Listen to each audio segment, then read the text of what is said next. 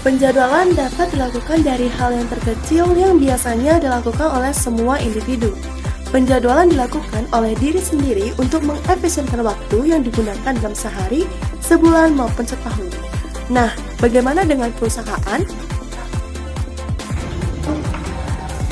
Nah, penjadwalan di bidang perusahaan biasanya berkaitan mengenai pemilihan waktu operasi dari perusahaan, di mana keputusan penjadwalan biasanya merujuk kepada persediaan kapasitas dari perusahaan yang mencangkup mengenai fasilitas, sumber daya, dan juga peralatan yang dimiliki oleh perusahaan.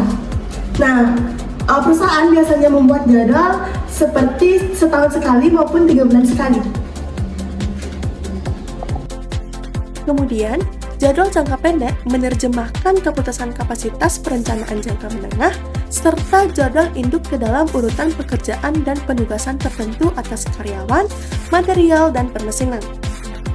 Tujuan perjadwalan adalah mengalokasikan dan memprioritaskan permintaan yang dihasilkan oleh perkiraan atau pesanan pelanggan pada fasilitas yang ada.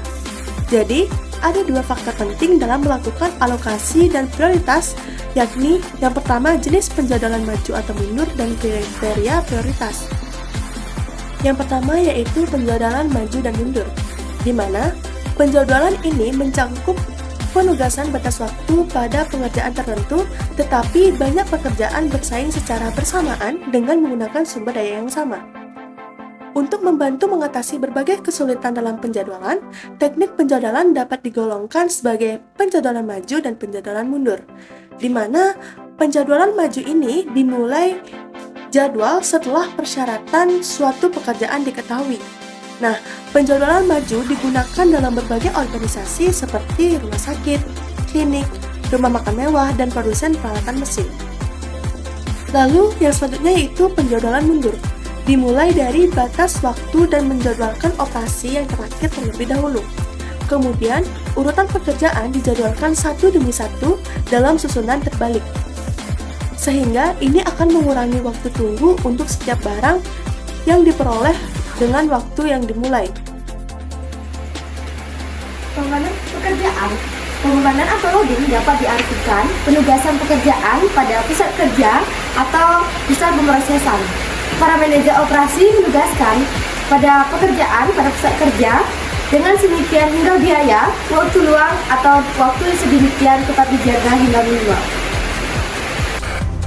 Pertama, pembebanan akan diuji dari segi kapasitas yang melalui sebuah teknik yang dikenal sebagai pengendalian input atau output.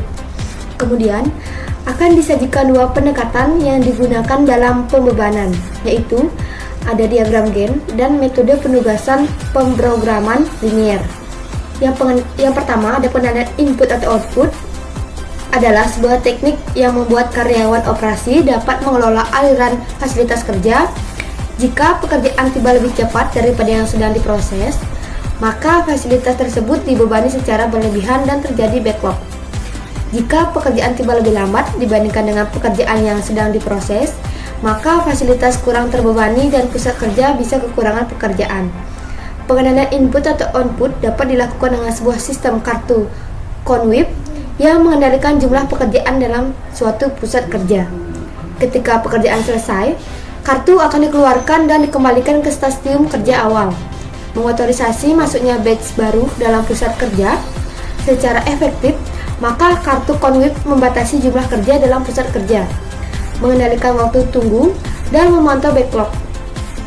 Pilihan yang tersedia bagi karyawan bagian kerja operasi untuk mengatur aliran fasilitas kerja yang mencangkup yang pertama, ada memperbaiki kinerja, Yang kedua, meningkatkan kapasitas.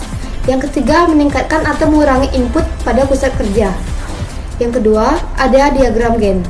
Diagram Gantt merupakan alat peraga visual yang bermanfaat dalam pembebanan dan penjadwalan.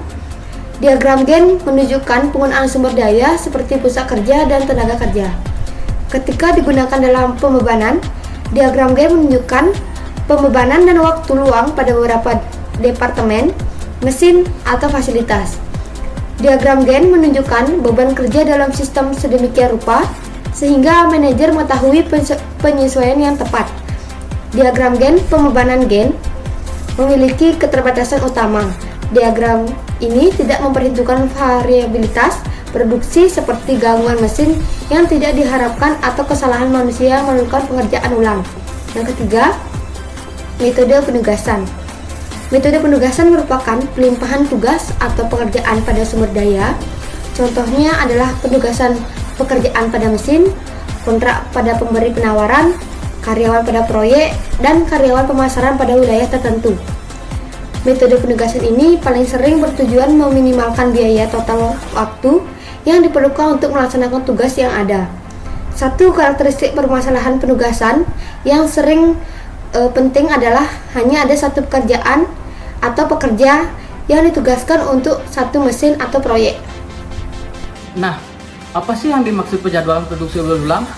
Penjadwalan produksi berulang atau repetitive production scheduling adalah pendekatan penjadwalan yang diterapkan oleh produsen yang membuat produk secara berulang-ulang untuk memenuhi konsumsi pelanggan.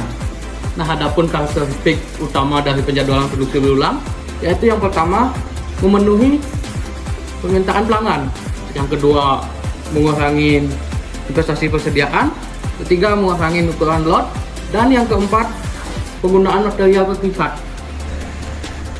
Nah, adapun tujuan utama penjadwalan produksi berulang adalah untuk meningkatkan efisiensi, mengurangi biaya, dan memenuhi permintaan pelanggan secara efektif melalui penggunaan material dan sumber daya secara optimal. Nah, adapun sebuah teknik untuk mencapai tujuan ini adalah menggunakan sebuah jadwal penggunaan material bertingkat. Penggunaan material bertingkat atau level material use berarti penggunaan lot yang lebih sering, berkualitas tinggi dan berkualitas kecil yang berperan untuk produksi just in time. Adapun kelebihan penggunaan material secara bertingkat yaitu yang pertama, mengurangi tingkat persediaan yang membebaskan modal untuk penggunaan yang lain. Yang kedua, mempercepat volume produksi seperti waktu tunggu yang lebih pendek. Yang ketiga, memperbaiki kualitas komponen sehingga meningkatkan kualitas. Yang keempat, mengurangi kebutuhan luas lantai. Yang kelima, memperbaiki komunikasi pekerja sebab mereka menjadi semakin berdekatan yang dapat menghasilkan perbaikan kerja sama kelompok dan split groups. Dan yang keenam, melancarkan proses produksi karena lot yang besar tidak menyembunyikan permasalahan. Nah, salah satu cara membuat jadwal penggunaan material bertingkat, pertama menentukan ukuran lot minimal yang akan mempertahankan proses produksi tetap berjalan. Demikianlah pemaparan mengenai penjadwalan jangka pendek yang dapat kami sampaikan. Mohon maaf apabila ada kesalahan, baik disengaja maupun tidak sengaja. Akhir kata saya sampaikan, hidup sendiri tanpa kekasih. Sekian dan terima kasih. Bye-bye.